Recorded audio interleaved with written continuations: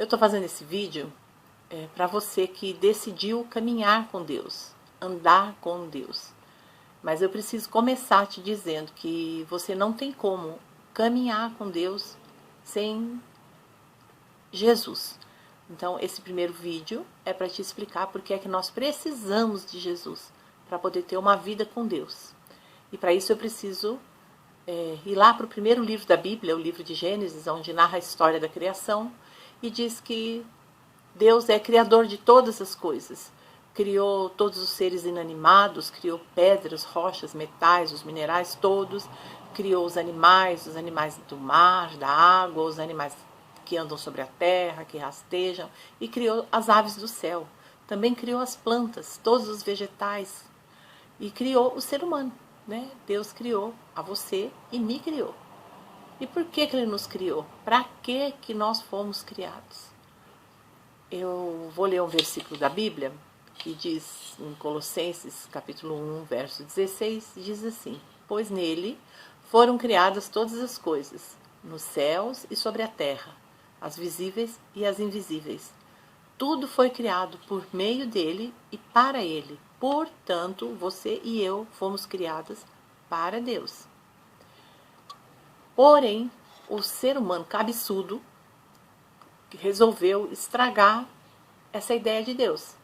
Resolveu se rebelar contra a ideia que Deus tinha, que era de ter comunhão com o homem, de ser amigo do homem, de ser senhor das nossas vidas. A gente sabe lá pela história de Adão e Eva, daquela história do fruto proibido, que Deus havia dado a ordem de não se aproximarem e não experimentarem daquele fruto proibido, como eles desobedeceram essa ordem. E por causa dessa obediência, essa amizade de Deus com o homem foi quebrada, foi interrompida. E aí, através dessa desobediência, é que entrou o pecado no mundo. E desde então, desde lá da criação, a descendência de Adão e Eva, todas as gerações que foram se sucedendo, trazem uma marca, que é a marca do pecado. É como se nós tivéssemos herdado os genes deles, E com esses genes tivessem vindo a marca do pecado. Portanto, todos nós nascemos pecadores. Não há ninguém que tenha nascido ou que venha a nascer que não nasça pecador. E o que é o pecado? O pecado é fazer coisa errada? Errada sob a ótica de quem? Quem é que determina o que é certo e errado? Pecado é fazer mal? Que mal?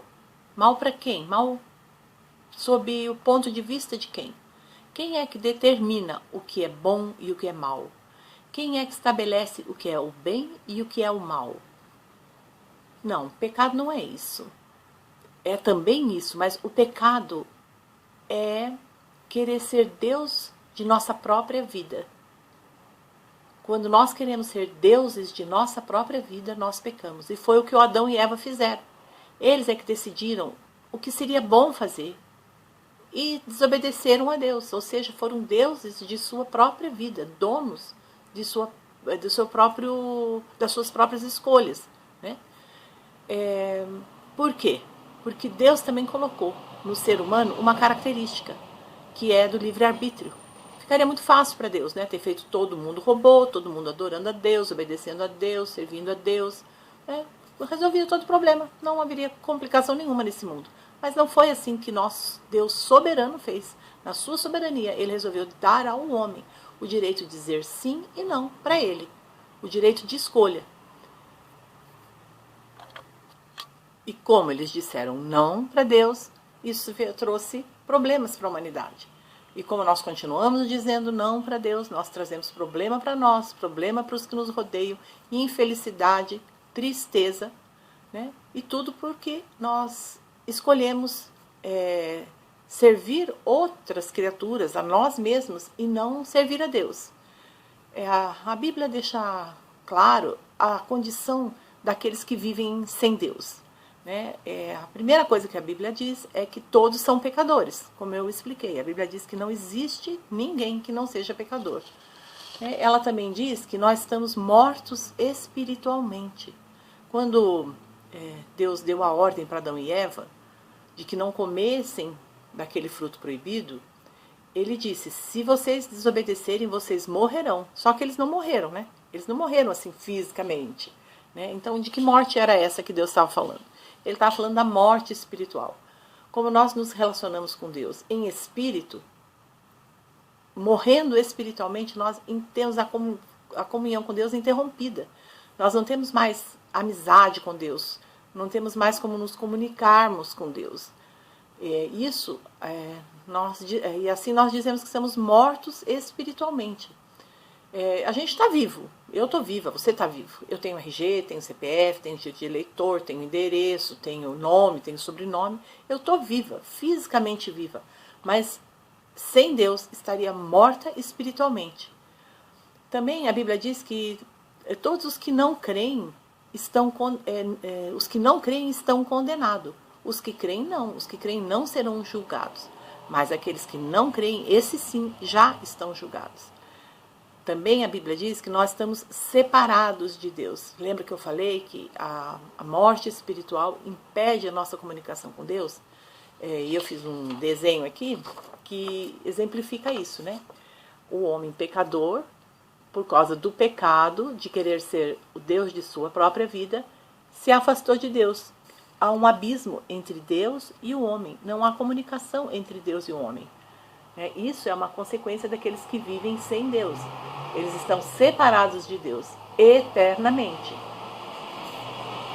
E a palavra de Deus também diz que nós não temos nenhuma outra opção de poder reverter esse quadro, de poder voltarmos a ter comunhão com Ele, se não for através de Jesus.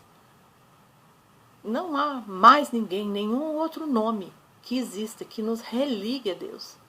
Então eu vou explicar por que Jesus pode nos ligar a Deus. Eu vou novamente voltar lá para o Antigo Testamento, que é a parte da Bíblia que narra os acontecimentos antes do nascimento de Jesus. Então lá no Antigo Testamento, Deus havia dado uma ordem para o povo de Deus que, para terem seus pecados perdoados, porque eles eram rebeldes e desobedeciam a Deus, eles teriam que entregar um cordeiro perfeito para ser sacrificado. Esse cordeiro não podia estar assim com a patinha quebrada, com uma orelha mordida, com uma doença, com doenças na pele. Não, ele teria que ser um cordeiro perfeito. Esse cordeiro era entregue para o sacerdote, o pecador colocava sua mão sobre a cabeça do cordeiro, representando os pecados do pecador, passando para o cordeiro, que seria morto. Sendo morto, ele teria seu sangue derramado. E esse derramamento do sangue do cordeiro é que purificava o pecador. Bom, esse foi um sistema de sacrifícios lá do Antigo Testamento. É um sistema de sacrifícios preliminar, não era o definitivo. Era uma maneira do povo daquela época poder estar se preparando desde então para o sacrifício de Jesus na cruz que viria ainda. E a vinda de Jesus é que foi um plano substitutivo para esses sacrifícios de animais. Jesus substituiu em sua morte, ele substituiu a morte dos animais que morriam para purificar os pecadores. Jesus mesmo disse assim, eu sou o caminho, a verdade e a vida. Ninguém vem ao Pai senão por mim. Então, através de Jesus é que nós podemos ter acesso ao Pai. E entendendo o seu sacrifício na cruz, é que nós podemos ser perdoados. Porque ele levou, diz a Bíblia, sobre ele todos os nossos pecados, todas as nossas iniquidades. Assim como aquele cordeiro lá no Antigo Testamento levava com ele os pecados do pecador, Jesus levou sobre ele todos os pecados da humanidade inteira, do passado, do presente e do futuro. Essa morte de Jesus, e crer nessa morte de Jesus, é a que nos purifica dos nossos pecados, quando nós os reconhecemos e quando nós pedimos perdão por eles. Esse é o motivo pelo qual nós precisamos de Jesus para caminhar com Deus, porque ele nos religa a morte de Jesus na cruz, o seu sangue derramado que purifica os nossos pecados e, portanto, nos torna justos diante de Deus, é que nos possibilita termos novamente uma ligação com Ele. Né? Jesus é como se fosse a ponte que voltou a ligar o pecador com Deus. Essa é a necessidade que nós temos de Jesus. Sem Ele não dá para fazer essa ponte. Ele é a ponte. Então, resumindo, sem Jesus nós estamos perdidos. Nós estamos perdidos, simplesmente. A gente fica perdido em tantas opções de soluções para o mundo que a gente pode achar que são as soluções que vão resolver o problema da humanidade. Sei lá, a gente pode, a cada momento, conhecer novas linhas filosóficas, né? Surgem filósofos com novas ideias, e aí você pensa, poxa, essa ideia aqui vai resolver o problema da humanidade. Só que outra pessoa conhece a ideia de um outro filósofo em outra parte do mundo e acha que aquela ideia é a que vai resolver o problema da humanidade. Ou também podemos pensar em teorias de psicologia, que estudos da mente humana e assistir palestras e falar, pô, agora essa é a sacada, agora nós temos nossos problemas resolvidos. Se todo mundo seguir essa linha, essa teoria, ou então talvez um sistema de governo, quem sabe a gente pensa que os sistemas de governo podem ser a solução. Né? O socialismo, o comunismo, a democracia, qual será que é o problema? Qual será que é o sistema de governo que vai resolver o problema do mundo? Né? Ou talvez as religiões. Né? Podemos pensar em religiões, mas qual religião? O budismo, o islamismo, o hinduísmo, o cristianismo? Não, também não são as religiões que resolvem os problemas do mundo. Aliás, tem pessoas que acham que até a falta de religião é que seria a solução para o problema do mundo. Né? Acham que as religiões é que criam as guerras, que criam o caos no mundo. Né? Então, essa linha também existe. Qual dessas soluções seria a solução que realmente resolveria o problema da humanidade, o teu problema e o meu problema? Essa solução é Jesus. Né? Sem Jesus, como é que a gente vive? A gente vive buscando sempre os nossos interesses egoístas. A gente quer sempre que a nossa vontade seja satisfeita.